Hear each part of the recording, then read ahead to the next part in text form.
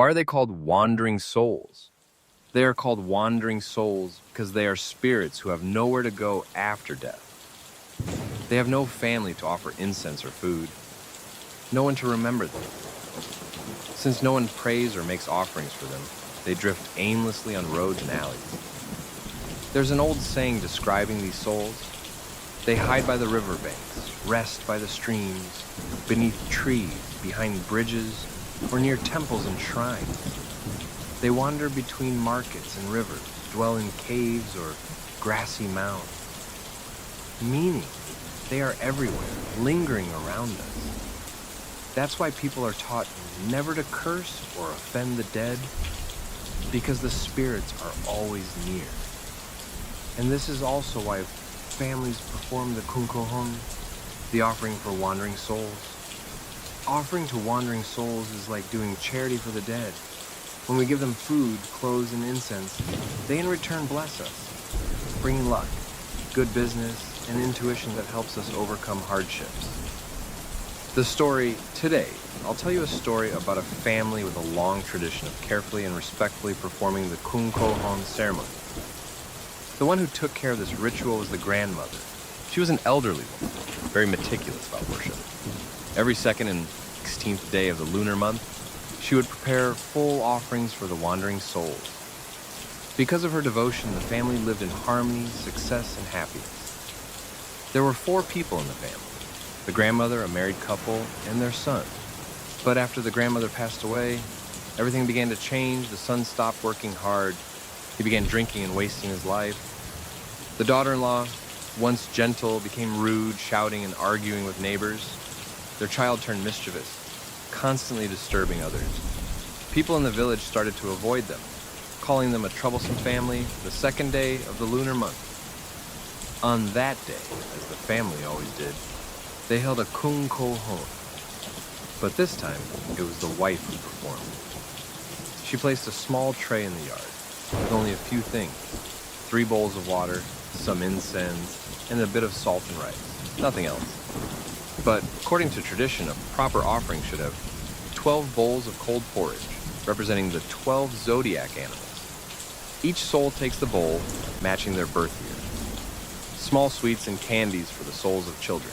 Joss paper and spirit money, so they can use it in the afterlife. Burning joss paper is now limited for environmental reasons, but it's still part of the ritual. Salt and rice are also important. Rice invites the souls to eat, while salt drives them away afterward. That's why after finishing the offering, people scatter rice first, to invite, then salt to send them off, so the spirits won't linger in the house. But the wife didn't care about any of that. She did it carelessly. She lit incense, stuck it into a pot, and went back inside to eat snacks while watching a horror movie, The Incident. While she was watching, her little son played outside near the offering tray. He jumped around and accidentally jumped over the offering table, disturbing the food meant for the wandering souls. Right after that, he fell and began crying loudly. The mother yelled at him harshly, not realizing something strange had begun. Later, when she went to wash her hair in the bathroom, she didn't notice that the incense smoke from the offering was curling downward to the ground, a sign that spirits were indeed present, unlike smoke for ancestor worship, which rises upward. Nightfall. That night, after the husband came home drunk and passed out, the wife went to bed alone. As she lay there half asleep, she started hearing faint tapping sounds in the house, like something moving.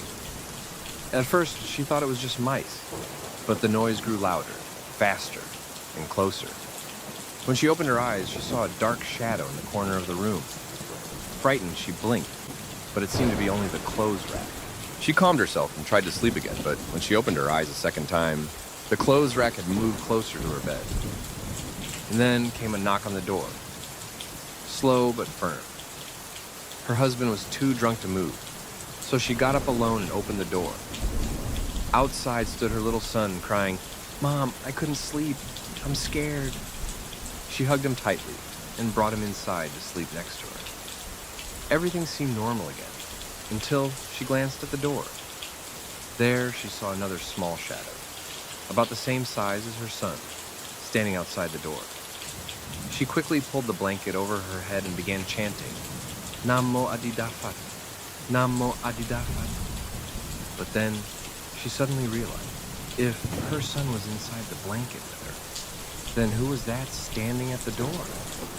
When she looked down, what she was holding in her arms was cold and lifeless, the face pale white, smiling strangely. She screamed and dropped it, rushing to the door, where she saw her real son crying and trembling outside. When she looked back into the room, she saw both her husband and the fake son sitting on the bed, smiling eerily with bloodless faces. After that night, the next morning, something unbelievable happened. From that day on, all three, husband, wife, and son, changed completely. The husband stopped drinking and worked diligently. The wife became kind and gentle. The son grew obedient and calm. It was as if the family had been reborn, purified after being possessed. And on the 16th day of the lunar month, the next Kunko Honde, the wife again prepared offerings. But this time, everything was done properly and respectfully, with full devotion.